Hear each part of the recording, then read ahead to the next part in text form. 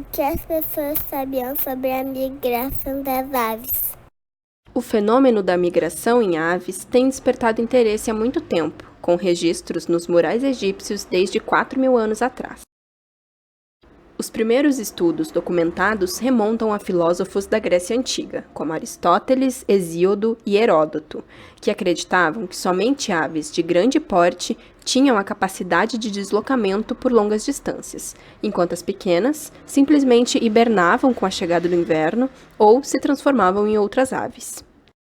Durante o período medieval, sugeriu-se ainda que o aparecimento de algumas espécies durante parte do ano estava atrelado ao seu crescimento em árvores.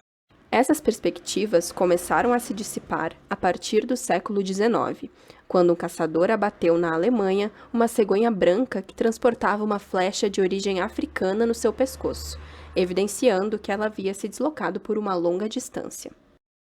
Atualmente, com o auxílio de técnicas como a marcação de aves e o rastreamento por satélite, é possível compreender melhor alguns aspectos desse processo.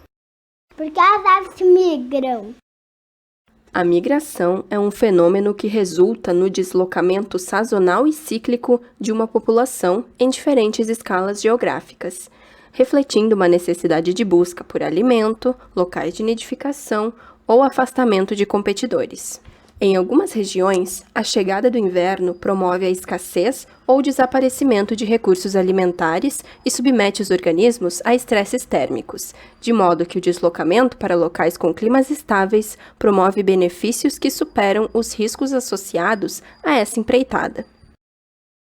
Estima-se, por exemplo, que cerca de 5 bilhões de aves migram anualmente a partir da região paleártica, que engloba o norte da África, a Europa, a maior parte da Arábia e a porção asiática a norte do Himalaia. Como boa parte das aves guia-se visualmente para encontrar comida, a migração de espécies tropicais para áreas de altas latitudes durante o verão, onde o dia tem duração maior, fornece a vantagem de um período de forrageamento estendido. Isso garante mais alimento para os filhotes e, consequentemente, um aumento no tamanho da ninhada.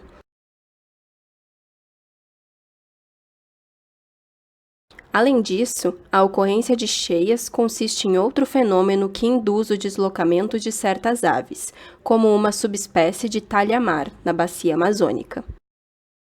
Esses animais nidificam em bancos de areia que desaparecem durante o período de chuvas abundantes e, portanto, migram para a costa continental do Pacífico ou para terras mais altas até que o nível do rio Manu diminua novamente. Como ocorre a migração? Existem diferentes padrões de migração. Alguns podem envolver distâncias curtas, como o deslocamento em diferentes altitudes dentro de uma mesma localidade, ao passo que outros abrangem a escala regional. Em contrapartida, aves que realizam migrações de longa distância são capazes de percorrer dezenas de milhares de quilômetros, a exemplo do bobo de cauda curta, que migra anualmente entre a Austrália, onde se reproduz, e o Pacífico Norte.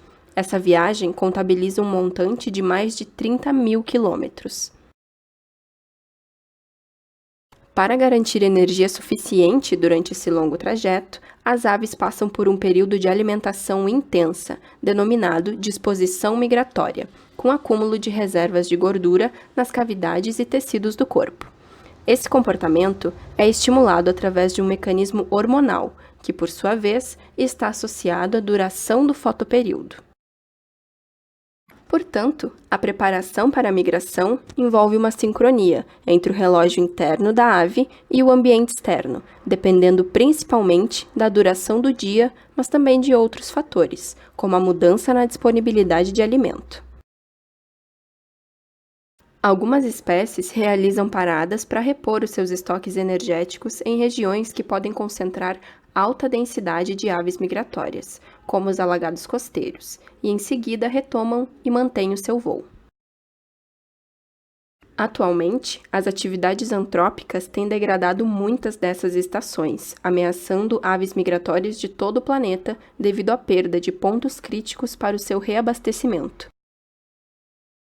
Os mecanismos de navegação em aves são complexos e parecem envolver diversos aspectos, que muitas vezes se sobrepõem. As aves podem utilizar a posição do Sol e de outras estrelas para estabelecer a sua direção de deslocamento, mas também o campo magnético da Terra e possivelmente a própria geografia, pois são capazes de reconhecer odores locais e sons de baixa frequência que são gerados pelo movimento das massas de ar e água.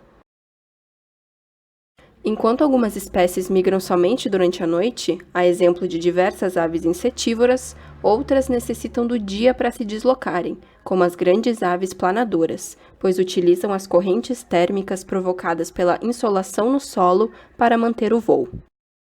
Quais fatores impactam a migração das aves?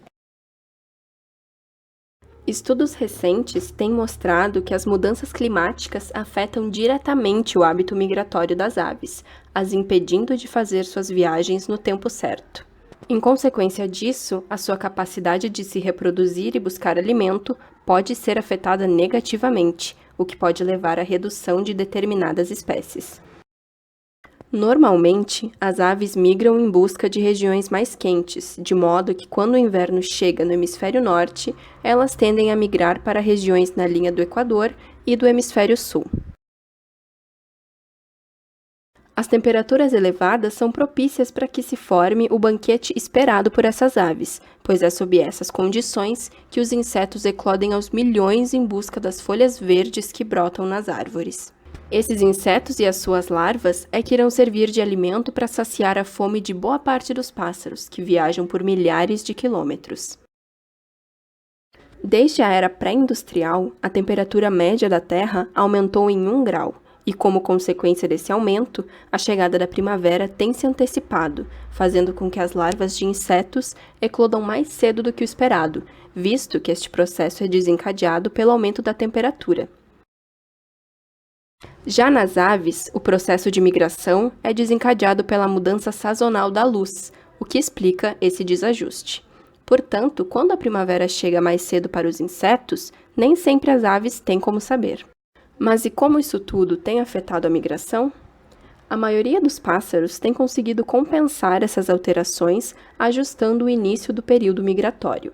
Embora ainda seja um mistério como esses animais conseguem prever a temperatura de certas regiões a milhares de quilômetros de distância. Porém, ainda que consigam se antecipar, algumas espécies apenas não chegam a tempo, enquanto outras podem chegar cedo demais e encontrar pouco alimento disponível. Outra ação antrópica que afeta negativamente o fluxo migratório das aves é o uso de agrotóxicos.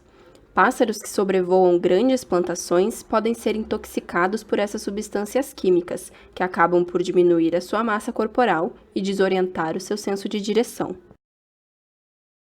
Infelizmente, o cenário atual não é favorável para a manutenção da vida de aves migratórias, tendo em vista que o aquecimento global caminha em direção a um aumento irreversível, e no Brasil, apenas em 2019, mais de 314 novos agrotóxicos foram registrados para uso em plantações. Além disso, muitos pássaros estão sujeitos a colisões com edifícios, torres e parques eólicos. No Brasil, muitos desses parques estão situados em áreas de grande importância para as aves migratórias, que acabam morrendo por se chocar contra as pás das turbinas. Migração de aves no Brasil. Segundo dados revisados em 2018 por pesquisadores da Universidade de São Paulo, 198 espécies de aves brasileiras são migratórias, o que corresponde a aproximadamente 10,3% das espécies registradas no país. Algumas espécies cumprem todo o seu ciclo migratório dentro do território nacional, como a pomba de bando, que se desloca pela caatinga e inicia o período reprodutivo durante a fase de seca, onde há maior disponibilidade de sementes no solo. Além disso, o Brasil está incluso na rota migratória de diversas aves que se reproduzem na região circumpolar, associada à América do Norte e Groenlândia, e também em regiões do sul da América do Sul e Antártida. Dentre as rotas regionais de destaque, pode-se citar a Rota da Depressão Central do Rio Grande do Sul.